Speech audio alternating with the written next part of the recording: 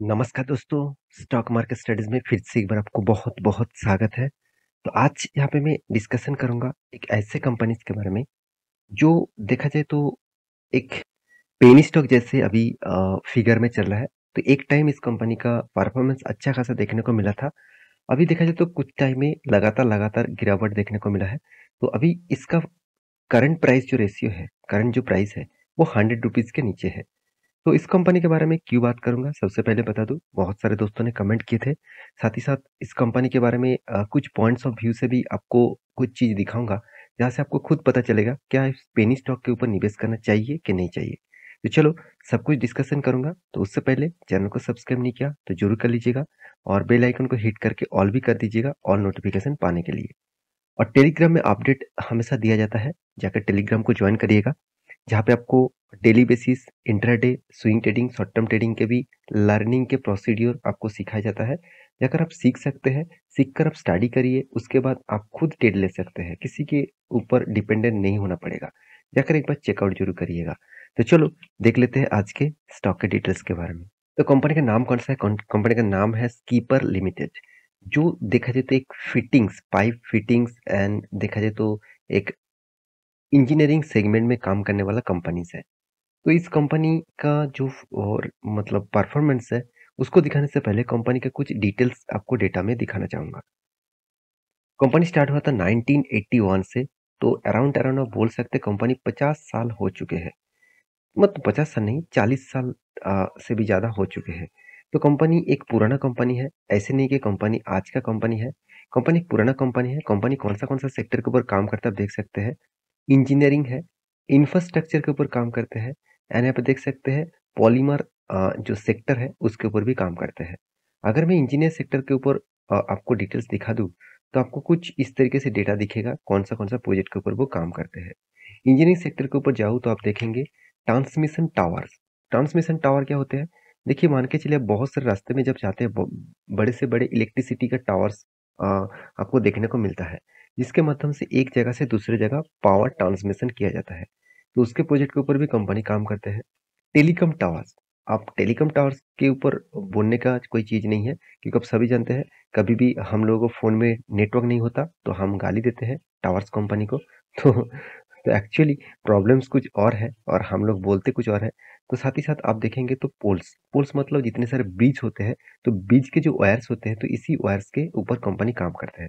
साथ ही साथ आप देखेंगे रेलवे सेक्टर, तो रेलवेज़ जो स्ट्रक्चर है, मतलब ये देखिए रेलवे जो वायर्स अ मतलब रेलवे के जो वायर्स लगाए जाते हैं, उसके लिए जो स्ट्रक्चर बनाए जाते हैं, उसके ऊपर भी कंपनी काम करते हैं।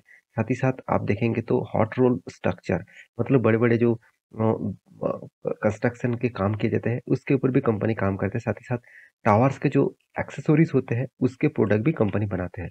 तो कंपनी का एक इन्फॉर्मेशन इंजीनियरिंग सेक्टर में क्या है, वो मैं आपको दिखा चुका हूँ। सेकंड जो है वो है कंपनी के ऊपर इंफ्रास्ट्रक्चर के ऊपर काम।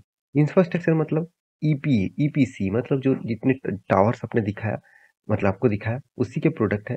एचडीडी प्रोडक्ट, साथ ही साथ देखेंगे तो कनेक्टिंग प्रोडक्ट, मतलब कनेक्टिंग जितने सारे प्रोडक्ट होते हैं, चाहे वो पाइप कनेक्टिंग हो, चाहे वो कोई रूप कनेक्टिंग हो, सबके लिए कंपनी प्रोडक्ट बनाते हैं। R&D सेंटर्स के ऊपर भी काम करते हैं, मतलब रिसर्च एंड डेवलपमेंट के ऊपर भी कंपनी काम करते हैं। बड़े-बड़े इस तरीके से आपको टेस्टिंग स्टेशन आपको दिखेगा। तो टेस्टिंग स्टेशन जो है वो रिसर्च एंड डेवलपमेंट के ऊपर काम किया जाता है, उसकी भी प्रोजेक्ट प्रोजेक्ट बना जाता है।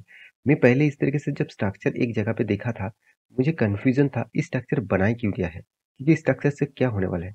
उसके बाद जब मैं गूगल में सर्च किया और उसके बाद कंपनी सर्च किया, तो मुझे दिखा कि इस कंपनी के ऊपर काम स्कीपर कंपनी करते हैं। और मैं खुद इस स्ट्रक्चर के ऊपर जब हैरान हुआ था कि इस तरीके से स्ट्रक्चर क्यों बनाए जाते हैं, तब मुझे पता चला कि एक्चुअली टेस्टिंग के लिए जो जो जितने सारे पावर स्टेशन है, उसके ऊपर टेस्टिंग टेस्टिंग एंड R&D के ऊपर इस तरीके से प्रोजेक्ट बनाए जाते हैं। तो थर्ड जो इसका प्रोजेक्ट है, जो मेन प्रोजेक्ट है इसका है पाइपलाइन। जितने सारे पाइप्स है, पीवीसी पाइप्स है, उसके फिटिंग्स के ऊपर भी कंपनी प्रोडक्ट बनाते हैं। तो ये भी इसका मेजर बिजनेस है, जो आर्किटेक्ट के ऊपर है। साथ ही साथ आप देखेंगे जितने सारे पाइप्स है, जितने सारे क्लैंप्स है, उसके ऊपर भी कंपनी काम करते हैं। तो कंपनी का बेसिक जो इन्फॉर्मेशन है, जो वाटर के ऊपर जो काम इसी कंपनी करते हैं। तो एक बेसिक इन्फॉर्मेशन मैं कंपनी के ऊपर आपको दे चुका हूँ। रही बात कंपनी का फाइनेंशियल डिटेल्स के बारे में, तो कंपनी एक मार्केट लीडरशिप के हिसाब से काम करते हैं खुद के प्रोजेक्ट के ऊपर। तो इंजीनियरिंग सेक्टर में कंपनी 74% पोर्टफोलियो बना के रखा है, मतलब 74% का काम करते हैं। जहाँ पे मैं आपको पहले बोल चुका हूँ, टेलीकॉम है, टावर है, टेलीकॉम टावर्स, रेलवे है, रेलवे स्ट्रक्चर, साथ ही साथ power transmission tower, power distribution poles. तो इस तरीके से प्रोजेक्ट के ऊपर काम करते हैं। पॉली पॉलीमर से 21% के आसपास एंड इंफ्रास्ट्रक्चर के ऊपर 5% के आसपास। तो जियोग्राफिकली देखा जाए तो इंडिया से कंपनी का 77% बिजनेस चलते हैं और आउटसाइड ऑफ इंडिया से 23% का बिजनेस चलते हैं। कंपनी इंजीनियर प्रोडक्शन के ऊपर 3 lakh metric ton per annum company production करते हैं और पॉलीमर प्रोडक्शन के ऊपर 51,000 मैट्रिक टन पॉलीमर प्रोडक्शन करते हैं। तो रही बात कंपनी का क्लाइंट्स के, तो कंपनी के जो क्लाइंट्स हैं वो भी दिग्गज दिग्गज क्लाइंट्स हैं, जैसे रिलायंस जियो जिसके टावर्स बनाते हैं, पावर ग्रिड जिसके लिए टावर मतलब पावर इलेक्ट्रिसिटी एक जगह से दूसरी जगह ट्रांसमिशन करते हैं।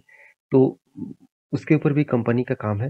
टाटा प्रोजेक्ट, टाटा के ऊपर भी कंपनी काम करते हैं, मतलब इसका डिस्ट्रीब्यूशन नेटवर्क और इसका जो क्लाइंट्स है और वो भी स्ट्रॉन्ग क्लाइंट्स है। साथ ही साथ जियोग्राफिकली फुटप्रिंट भी देखा जाए तो कंपनी कौन सा कंट्रीज के ऊपर काम करता है, जैसे अफ्रीका हो गया, ऑस्ट्रेलिया हो गया, मिडिल ईस्ट हो गया, south Africa, south east Asia and south America and Europe.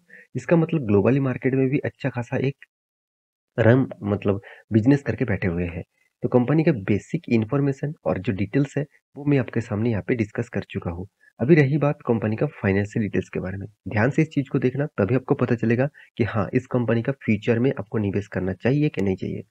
पहले एक डिस्क्लेमर जरूर दूंगा, कंपनी एकदम छोटा सा कंपनी है, 988 करोड़ के आसपास है, मतलब एक स्मॉल कैप टाइप कंपनी है। एक टाइम कंपनी 1,000 करोड़ के आसपास था, तो उसके बाद करेक्शन देखने को मिला क्योंकि कंपनी के ऊपर एक भारी भरकम गिरावट देखने को मिला है। 150 रुपीज में चलने वाला कंपनी आज 96 में चल रहा है। तो एक अच्छा खासा गिरावट के कारण कंपनी का मार्केट प्राइस भी कम हो गया। मार्केट प्राइस कैलकुलेट किस तरीके से किया जाता है आप सभी जानते हैं, करंट जो प्राइस है उसके साथ मल्टीप्लाई किया जाता है कंपनी का नंबर ऑफ शेयर्स। तो नंबर ऑफ शेयर्स को मल्टीप्लाई करेंगे तो मार्केट कैप आएगा। तो यहाँ पे करंट प्राइस भी कम हो गया, नंबर ऑफ शेयर्स भी देखा जाए तो बहुत सारे शेयर बेचा गया, तो इसलिए नंबर ऑफ शेयर्स तो ठीक ठाक है, मगर करंट प्राइस कम हो गया तो इसलिए मार्केट कैप कम हो गया। P ratio industries P ratio के आसपास है, चलो ठीक है। Return of equity, return of capital employed बहुत वीकनेस में देखने को मिला। रही बात कंपनी का एनुअल इनकम, 28 करोड़ के आसपास एनुअल इनकम है। हाथ में कैश नेगेटिव है, मतलब खुद खुद के पैसे को कंपनी फिर से री इन्वेस्ट कर रहा है कंपनी के ऊपर। तो डेप्थ के बारे में बात करूं, मुझे डेप्थ थोड़ा सा ज्यादा लगा। बहुत सारे लोग कहेंगे सर 1% के नीचे है तो डेप्थ ठीक है। देखिए मैं उस कंपनी के ऊपर कंसिडर नहीं करता हूँ जो कंपनी 0.50 के नीचे नहीं है, तो मैं यहाँ पे कंसिडर नहीं करूंगा। उसके बाद अर्निंग पर शेयर के बारे में बात करूँ तो 3.60 है आजकल है। तो डेटोस डे 92 डेज में कंपनी के हाथ में पैसा आ रहा है, जो एक लेंथी टाइम है। तीन तीन मंथ के आसपास यहाँ पे टाइम लग रहा है कंपनी के हाथ में पैसा आने के लिए। और इन्वेंटरी डे जो है प्रोडक्शन करने में 251 डेज लग रहा है इन्वेंटरी डे में। तो मार्केट कैप टू सेल्स बता रहा है कंपनी का वैल्यूएशन अभी भी सस्ते में है। रही बात कंपनी का प्रॉफिट एंड लॉस का, कंपनी का सेल्स ग्रोथ देखेंगे तो हर साल में कंपनी का सेल्स ग्रोथ मेंटेन करता है कंपनी। हाँ, इंक्रीजिंग में थोड़ा सा डाउट है क्योंकि कंपनी हर साल खुद का जो इंक्रीजिंग है सेल्स का ग्रोथ वो यहाँ पे हो नहीं रहा है। एक ही रेंज की बाउंड के ऊपर कंपनी काम कर रहा है। देखिए जो कंपनी का इंक्रीज नहीं हो रहा है तो उस कंपनी के ऊपर दिक्कत आएगा। मान के चलिए आज हमने 500 प्रोडक्ट बेच रहा था, मतलब आप 2023 में 500 प्रोडक्ट बेच रहे हैं, क्या 2030 में भी 500 प्रोडक्ट बेचेंगे तो आपका बिजनेस कहाँ पे चलेंगे, तो आपको बिजनेस का ग्रोथ कहाँ से होगा, तो यही बात तो सोचना पड़ेगा। तो आप देखेंगे 2014 में भी 1040 था और आज भी 1070 है, मतलब उसी के आसपास है। अभी तो 4-5 हजार होना चाहिए था सेल्स का रेट। तो यहाँ पे कंपनी का total net profit obviously positive में है मगर ग्रोथ मोड में नहीं है, तो इसलिए मुझे इस कंपनी का ग्रोथ और पोटेंशियल बहुत वीक लगा। रही बात कंपनी का सेल्स ग्रोथ, प्रॉफिट ग्रोथ, यहाँ पे वीकनेस है। रिटर्न ऑफ इक्विटी में वीकनेस है। हाँ, रिटर्न कंपनी अच्छा खासा दिया 3 साल और 1 साल में करीबन 70% के आसपास, मगर 5 साल में कंपनी का नेगेटिविटी देखने को मिला।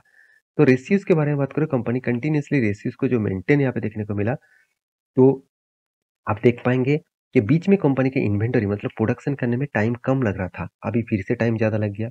और कंपनी के डेटोस डे के बारे में बात करूं तो कंपनी का देखिए यहाँ पे जो टाइम पीरियड लग रहा है पैसा हाथ में आने के लिए, तो बीच में वो कम हो गया था, फिर इस पे ज्यादा हुआ, फिर से एक रेंज के अंदर ही कंपनी चलते जा रहा है। तो रही बात कंपनी के कैश फ्लो का, ये सबसे इम्पोर्टेंस है क्योंकि कितना भी कंपनी प्रॉफिट दिखा दे यहाँ पे, कैश फ्लो में एक्चुअली कितना पैसा आ रहा है वो देखना काफ़ी मतलब सबसे ज़्यादा इम्पोर्टेंस है। तो इस बार कंपनी के हाथ में पैसा नहीं आया, जो पिछले बार अच्छा खासा आया था। तो अप्स एंड डाउन तो है कंपनी के अंदर, प्रोमोटर के पास अच्छा खासा होल्डिंग है, उसके बाद एफआईज के पास भी है, डीएस के पास कुछ भी होल्डिंग नहीं है, पब्लिक के पास भी 18% के आसपास होल्डिंग है। तो रही बात इसका चार्ट पैटर्न के, मैं आपको इसके टेलीग्राम में भी अपडेट दिया था कि मैं आपको बोला था कि इस रेंज को टच करके जब लॉन्ग जर्नी करके कोई कोई लेवल को, कोई सपोर्ट और रेजिस्टेंस को टच करते हैं तो एक स्ट्रॉन्ग सपोर्ट और रेजिस्टेंस बन जाते हैं। तो यहाँ पे ऑब्वियसली इस लेवल को वॉल्यूम करके ब्रेकआउट हुआ था, मतलब इस लेवल बहुत स्ट्रॉन्ग एक रेजिस्टेंस था, तो इसके लिए रेजिस्टेंस था। उस रेजिस्टेंस अभी यहाँ पे क्या बन चुके हैं, यहाँ पे सपोर्ट बन चुके हैं। तो सपोर्ट कम रेजिस्टेंस, रेजिस्टेंस कम सपोर्ट होते हैं। यहाँ पे देखिए सपोर्ट फेस किया, उसके बाद बूम। तो मुझे नहीं लगता था कि ऊपर जाएगा, क्योंकि यहाँ पे कैंडल जो बना था वो कैंडल तो स्ट्रांग था, मगर जिस तरीके से गिरावट हो रहा था मुझे लगता पहले ही एक अंदाजा लग गया था कि वो ऊपर ज़्यादा नहीं जा पाएंगे। बहुत सारे लोग मुझे कमेंट किए थे सर इसके ऊपर के एंटी ले लूँ, क्योंकि यहाँ पे प्राइस एक्शन के हिसाब से ब्रेकआउट किया है। मैं इस तरीके से एंटी नहीं लेता। मुझे एंटी कब लूंगा मैं, इस कंपनी के पास सेल साइड एंट्री नहीं ले सकता, फिर भी मैं स्टडी पर्पस में ऑब्वियसली जरूर देखूंगा, क्योंकि मुझे एंट्री, अगर इसमें एंट्री लिया जाता फ्यूचर एंड ऑप्शन में, तो मैं इसके ऊपर अगर ब्रेकआउट हो, इस लेवल के नीचे अगर ब्रेकडाउन दिखे तो इसके नीचे मैं टेल लेता और टारगेट मेरा इस लेवल तक रहता 70 रुपीज़ के आसपास। तो आपको भी इस तरीके से इन्फॉर्मेशन चाहिए है तो प्लीज़ टेलीग्राम में ज्वाइन करिए, क्योंकि वहाँ पे मैं सारे डिटेल्स अपडेट देता रहता हूँ, जहाँ पे आपको बहुत सारा इन्फॉर्मेशन कंटिन्यूसली मिलता रहेंगे। तो मिलते हैं नेक्स्ट वीडियो में, और मेरे इस वीडियो आपको कैसा लगा जरूर कमेंट करना। ये वीडियो टोटली एजुकेशन पर्पस में था, आपको मैं सारी इन्फॉर्मेशन दिखा चुका हूँ, डिसीजन आपको ही लेना पड़ेगा। हाँ, मेरे पास इस कंपनी का कोई भी हिस्सेदारी नहीं है, क्योंकि मैं इतना रिस्की कंपनी के ऊपर निवेश नहीं करता हूँ। तो आपके पास क्या इस कंपनी का निवेश है, तो जरूर उसके हिसाब से कंटिन्यू जरूर करिएगा। मिलते हैं नेक्स्ट वीडियो में, तब तक के लिए अच्छे से रहिए, अपने ख्याल रखिए, बाय बाय।